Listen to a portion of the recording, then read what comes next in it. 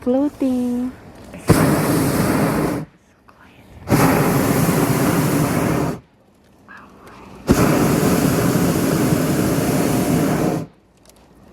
Woo! Wow! Yay! That's crazy. If you all look to your left, there's a hot air balloon. Where's hot air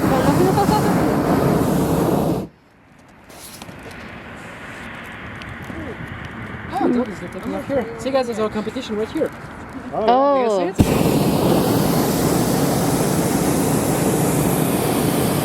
I'm not gonna point out the fact that they're pretty late comparing to us. We took off like 1 minute after the earliest hour we are allowed to take off. We are allowed to take off from the official sunrise time, which is before the sun pops that mountain. And it's at 6:30. We took off like at 6:32, I think. So we could not have been better on timing.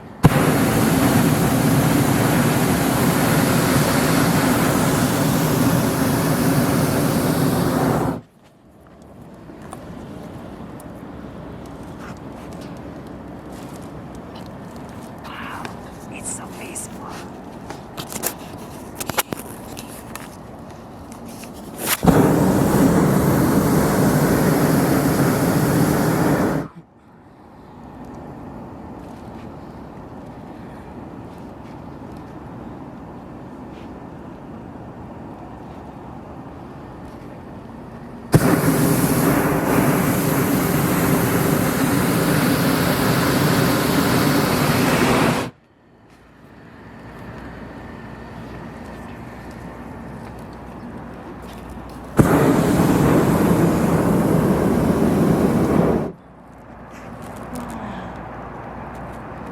Oh wow!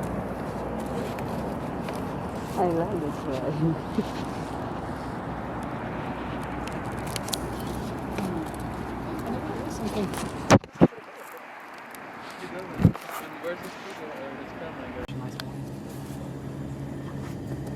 Let's take more pictures, but I only have 6 shots left. Take a picture of what? You can't erase them? I don't want to. It's just like...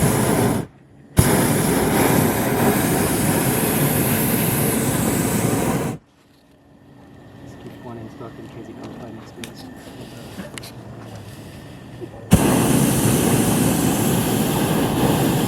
So guys, right now we are 2,000 feet from the ground, 4,000 feet from the sea level.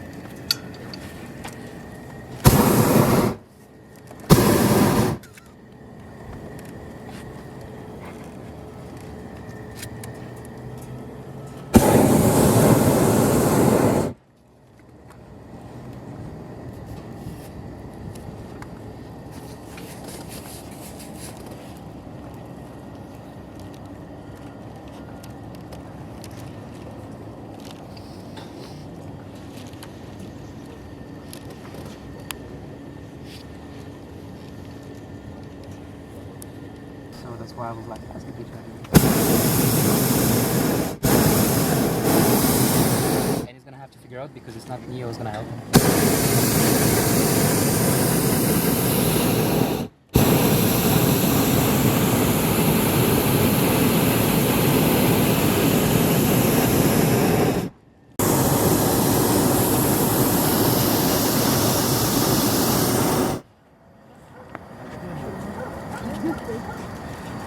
Last time I flew here, it was with Dean. We're flying here, same thing. We're coming above those places, and you hear that noise?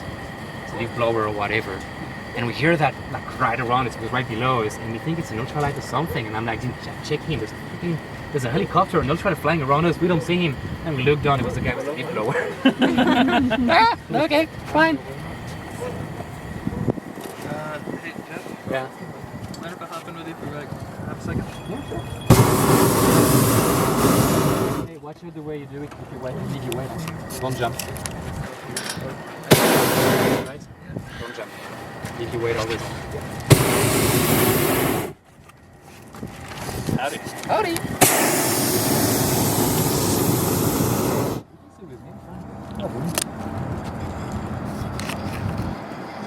Working my way to bring you to a nice place.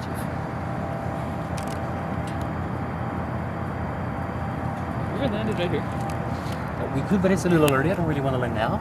I don't think we've ever actually landed in this field. I usually land there. I get yelled at.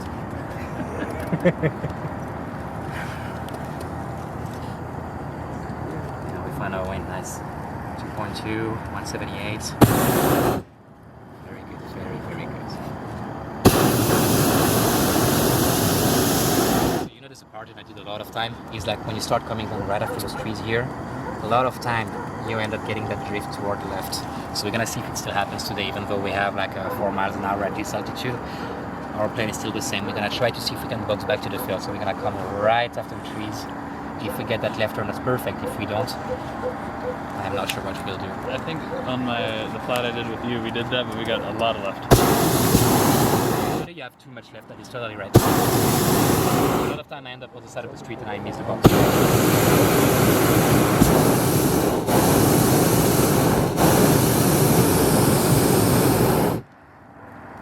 Accelerating in speed already. Still a good layer, that's good. Not with this.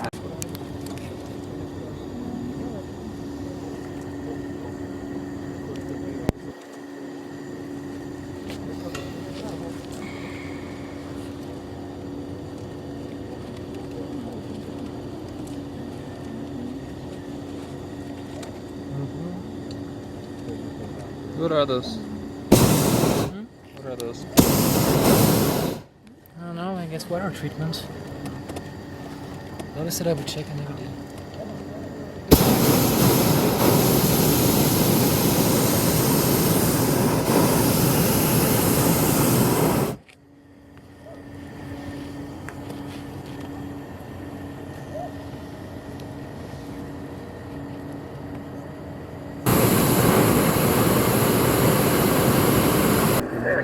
Sunday, Go Tiger, D1, wait, 4 mile final, runway 334, Bob, Colorado.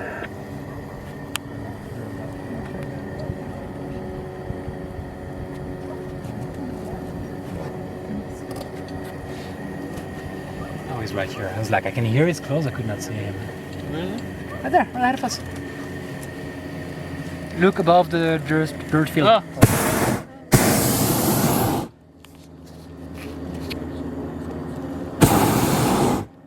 Wait for him to pass and start descending a little bit.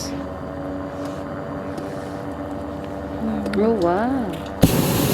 Yeah, pretty cool, guys. Check that. Yeah. Check's flying below us.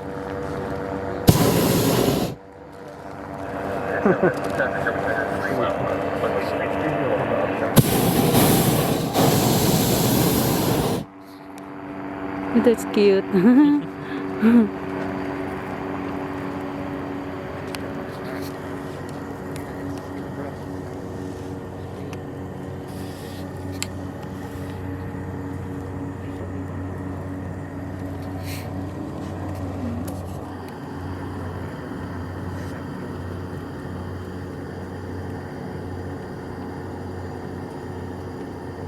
Should be here. See, no left turn at all. Yeah, like an Acme anvil and just ran into or something.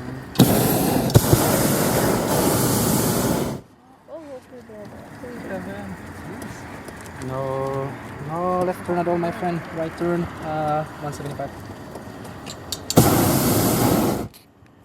Oh, slowing down. Feel that? Yeah. Let's see.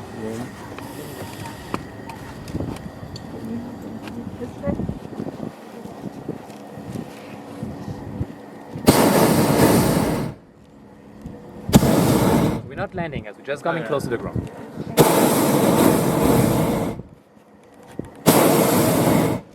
Feel that breeze? Love that breeze. Easy. The question is it a turn or are we slowing down? I don't feel Either.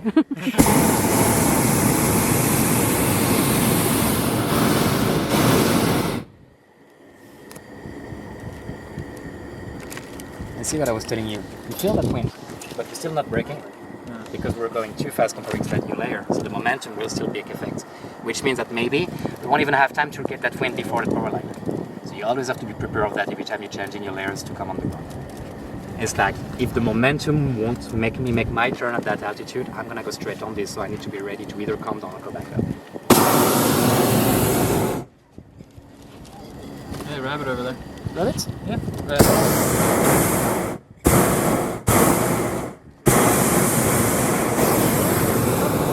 Going down a lot, very, very low ground. Might need a turn, but I'm not sure yet. Broker, helicopter Mercier 21, lifting speed 21, approximately 4 miles south of Colorado Meadows, moving south Las Vegas.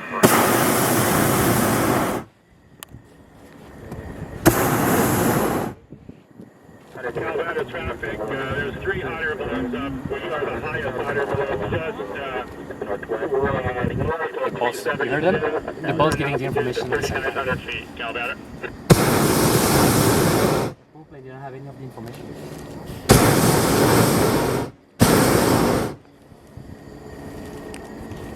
Come on, slow down. I want to go the other way. Make the left turn. Stable, I can feel it. We feel it's just like, it's stupid, but I think it's our altitude, but not at the altitude of the balloon. You want to push me? Yeah,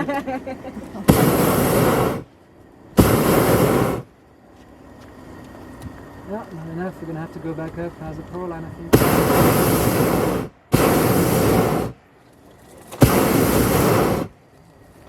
Already spinning the bottom of the basket. Not gonna be able to.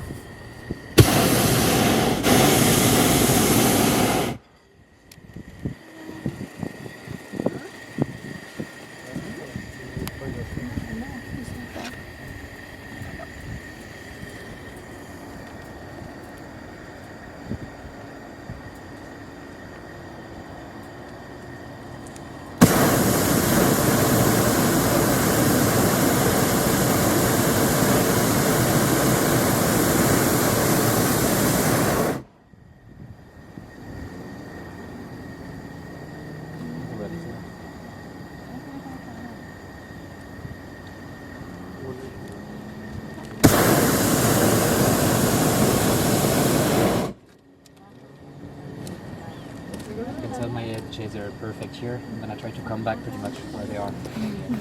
Yay, up, up, away.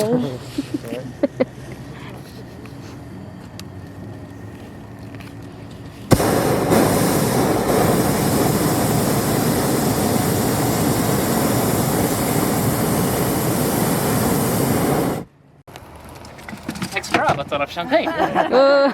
Just in case. If you guys want to get drunk, we got you covered. We got you covered, we drive you back, and actually all of you guys got picked up this morning, right? Yep. Oh yeah, you don't even have to drive at all. We drop you straight back by the pool.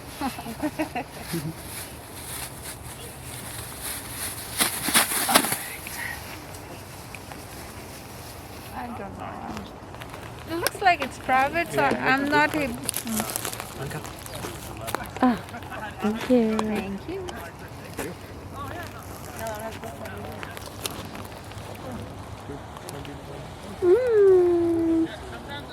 Champagne. That does a yes.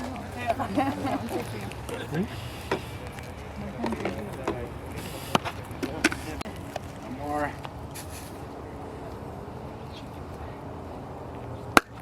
Yeah, that's for me. Woohoo! There you go. You got it. Looks like I'm gonna be the lucky guy today. Alright, I'm gonna come to you with the champagne. If you guys want room for oranges, tell me to stop, because otherwise I'll just go all the way up, okay? I'm not gonna say anything. Perfect with that. My kind of girl. Thank you. Thank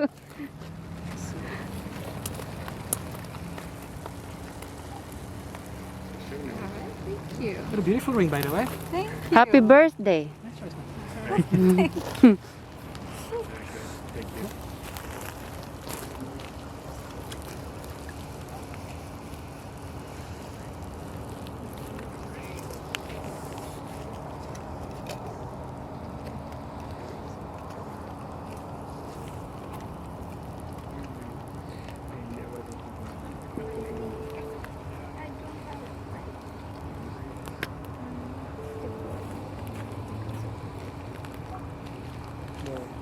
Happy anniversary, DB and Jeff. Alright, so first we have a little toast we like to say after about. You know, I'm not driving. Checking, you know. So, have a little toast in balloning. It goes like this. The winds have welcomed us with softness, and the sun has blessed us with one hand. We've flown so high and so well that the gods have joined us in our laughter, and they send us gently back into the loving arm of Mother Earth. Welcome to ballooning. Thank you. Also, of course, if you guys need water, this cooler here, full of water. Watch out, the one without speakers, there are ice packs, don't drink. We don't know if a human can survive the altitude. So they put a sheep, a duck, and a rooster inside a cage, hook them to a balloon, and watch them fly. I know it sounds like a very bad joke, but no, it's still a true story. It's because the sheep is a ground animal with the same lung system than us, actually. Then you have the duck, which is a high-flying animal.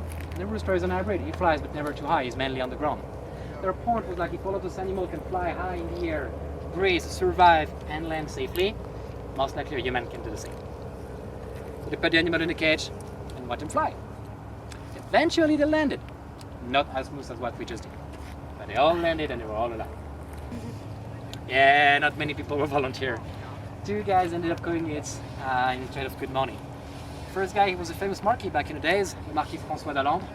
I know, it's a very horny French name. The cool guy is the other one. It's enough. Okay. Sure. The other guy that came with him that day, his name was Pilat de Rosier. Pilat? That's where we have the word pilot coming from. And I didn't know that. That's a true story. So those 2 guys go in the balloon, release the rope, and bam, they fly. Eventually they landed. And again, not as smooth as what we just did. They actually had a pretty bad landing. They crashed into a crop field. The problem is they had a balloon made of paper with a fire pit full of drag race, wicker baskets. The hole in the crop, yeah. Everything, the whole field catch fire within seconds. But the problem was not so much that as soon as they catch back their spirit after the very first crash landing of history, they're not really scared about the fire, they're not really scared about the crash landing. They're afraid about the dozens and dozens of peasants who are running to them with pitchfork, torches. You gotta tell me, but why? 1783 guys, they never saw anything flying in their life before. That morning they saw something coming from the sky full of fire, and as soon as it touched the ground became fire. They thought it was a dragon. They thought it was a dragon, a devil or something. Definitely could not be something good. So all of the peasants in the area gathered and grabbed the pitchfork and go stab the balloon to the ground. Number 2. That's for me again, really, guys? Yeah. What do I say? Can't be that thing.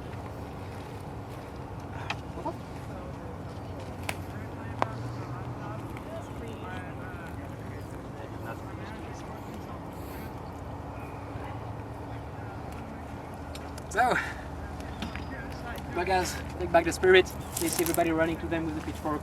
So they do what any sane person would do. They run and they hide. They go in the forest, they make their way back to Versailles, they go back to see the king. As soon as they get to see the king, like my good king, that was badass. I don't think they exactly said that, but most likely something similar. And they're like, we flew over Paris, we saw Paris from the air. Amazing, but the peasants, they're afraid of us. They think we're the devil, we're the dragon or something like that. So the king is like, okay, but it's easy. You guys gonna take every time the seal of the king with you, every time you fly. You have to take something that has the seal of the king on it, and as soon as you land, you'll show the seal of the king. And we have to find something that has such a unique shape, and even from the air, people will see that object. And they realize, you gotta be French, you have that. Champagne during every flight. And the king told them that every time, from the moment they land, the first thing they will always do is pop a bottle of champagne open and share it with whoever come and meet them. Well, 2 days, those neighborhoods, they get to see us often, so they don't care about us. But sometimes we're in an area, they don't really see us often, and like, hey, can we come around? We always have champagne for them as well, guys.